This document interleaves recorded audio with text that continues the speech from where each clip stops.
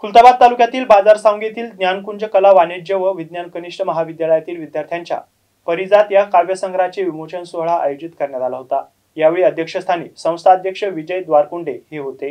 संस्थेचे सचिव भाऊसाहेब काळे यांच्या प्रेरणेने आणि संकल्पनेमुळे हा काव्यसंग्रह प्रत्यक्षात येऊ शकला। या परिजात काव्यसंग्रहामध्ये महाविद्यालयातील 20 विद्यार्थिनींनी कविता लिहिल्या, 2 लेख लिहिले तसेच 4 प्राध्यापकांनी देखील कविता लिहिल्या आहेत। या सोहळ्यास प्रमुख पाहुणे म्हणून प्रख्यात लेखक आणि कवी डॉक्टर ललित अधाने, नेमबाजीत सुवर्ण पदक विजेत्या गीता म्हस्के, पत्रकार सय्यद लाल, प्राध्यापक वाय झिंजुरके हे होते। डॉक्टर ललित अधाने यांनी हसता हसवता कवितांमधून अतिशय मार्मिकपणे नकारात्मकतेमध्ये देखील सकारात्मक शोधण्याची दृष्टी असे सुंदर मार्गदर्शन, जिद्द, चिकाटी, प्रचंड कष्ट करण्याची तयारी यामुळे यश प्राप्त करता येऊ शकते। त्याचबरोबर क्रीडा क्षेत्राचे महत्त्व देखील गीता म्हस्के यांनी सांगितलं आहे।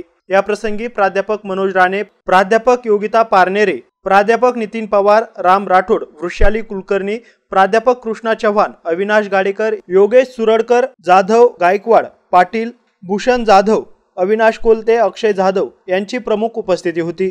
सय्यद लाल, एमसी न्यूज, बाजारसांगी, खुलताबाद।